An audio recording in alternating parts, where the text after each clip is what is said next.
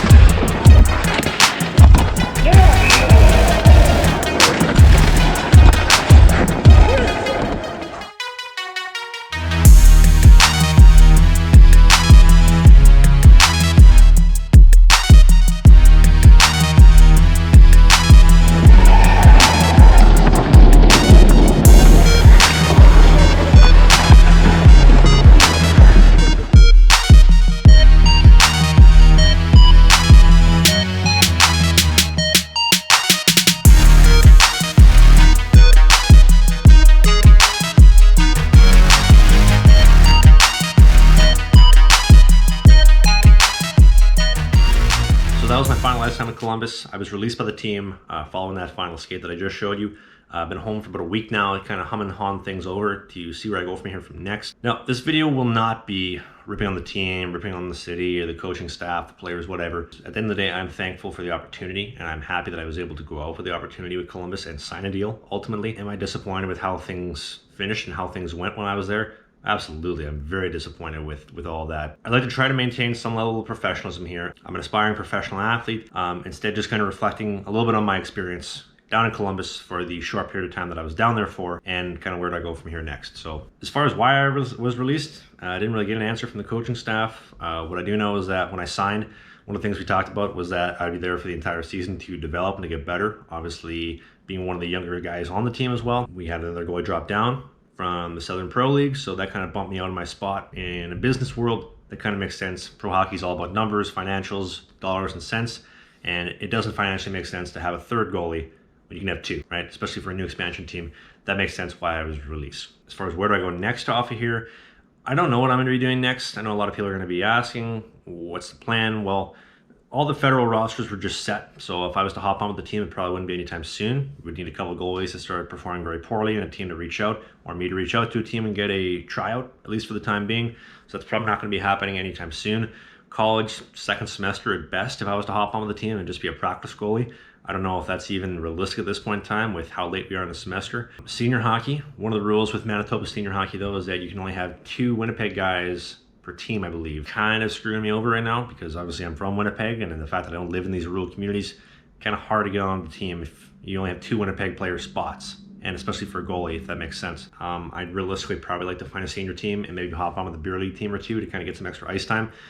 Senior teams don't practice like at all, maybe 1 practice every now and then to my knowledge, so it's going to be a lot of game focus if that did happen. I think for the time being, I'm probably going to be taking a couple days for sure, maybe even a week or 2 weeks, just to kind of sit back and reflect a little bit on what has happened here. I had my biases tryout lined up. I felt good with my game. I think I made every change that I needed to give myself a chance to succeed, and I did everything to be able to succeed, just minus the result. One of the things that we talked about with changing my mental approach to the game this summer was A times B equals C. C is the result, A is what I put into it, B is what the uncontrollables are. And although A was exactly what I wanted it to be, and I was 100% confident that I had done everything in my power to put myself in a position to succeed, I didn't get C. I didn't get the result right?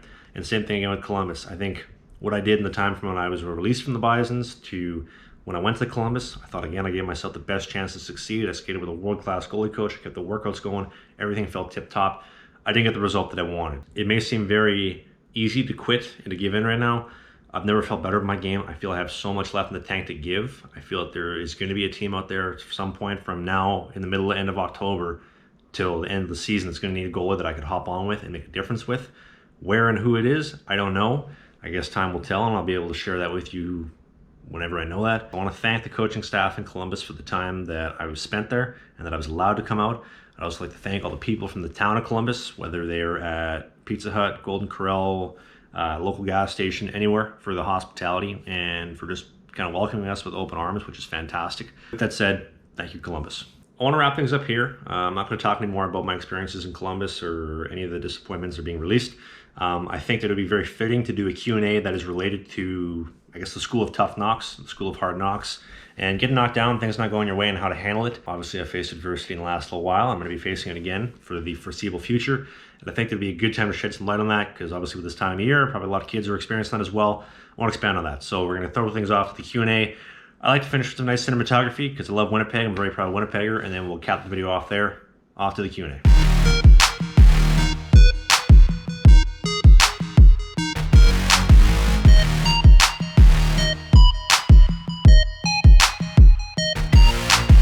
Okay, now as promised, I like to do the Q&A. Q&A is themed on the School of Hard Knocks, life in general. Why do you think you're not playing Junior A? I didn't play much Junior A or any D1 because I couldn't figure out how to use my size and play a good game. I'm having trouble now because of the resume thing, and as well as sometimes not catching the breaks that I need to at the right time.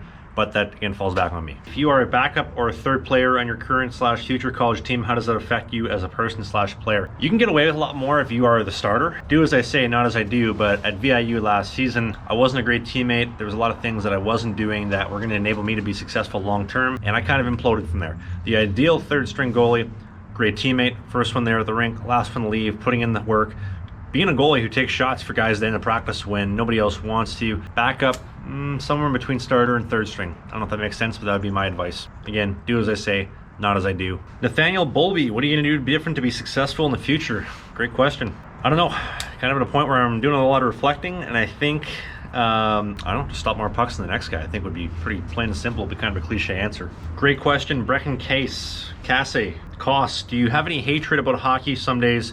A lot of days I do have a lot of hatred towards it because I feel I should have gone further in life. You know, I feel I should have done more, or should have been more successful than what I have been.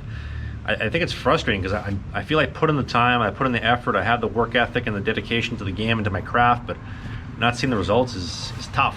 For those reasons, I hate the game and I want to quit the game and I never want to put on a pair of skates again, but it's all I know how to do, and I'm addicted to the chase and trying to get that feeling of accomplished something. And I think that outweighs my hatred to the game when things aren't going well. Cam W21, do you regret any decisions in your hockey career that maybe set you backwards? I think at like 14, 15, 16, 17, start seeking out answers to how I can get better, not trusting everything that I was told. I was kind of under the impression that goaltending was a cookie cutter, it was a textbook.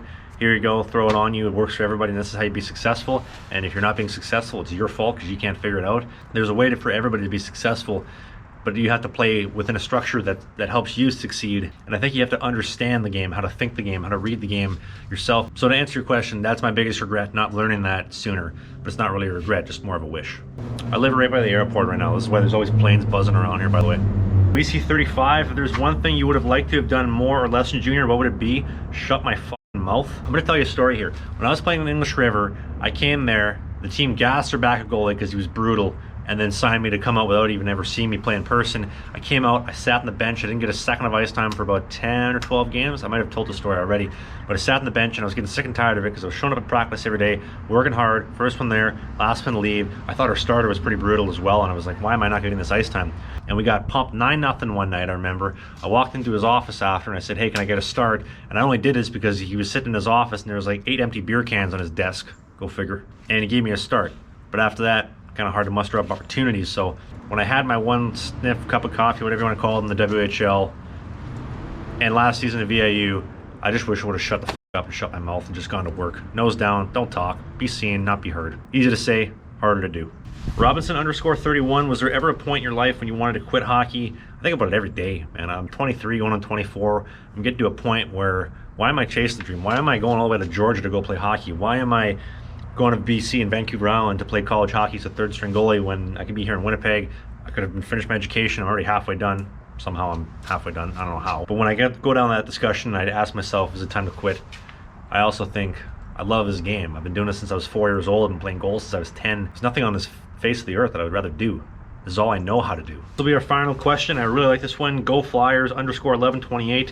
What's the hardest thing to learn / get good at as a goalie? Also, have you ever had a puck go through or stick through your mask and hit your face? No, I've never been hit in the face with a puck with my mask on. I got hit in the jibs last year in practice when my mask was up. Miracle I didn't lose my teeth. It was right after I got my braces off too. One thing that's really hard to learn and understand as a goalie, thinking the game for yourself, not relying on a goalie coach or somebody to tell you and spoon feed you the answers. This is what's happening in the game.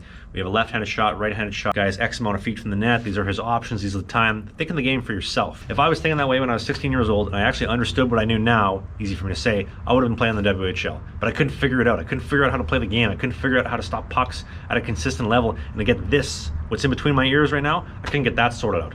This is one thing that I really wish I would have learned when I was younger. This will conclude the Q&A. Thank you for watching this video. We'll finish off with some cinematics, and I will see you again in 2 days. Or whenever the next video is out.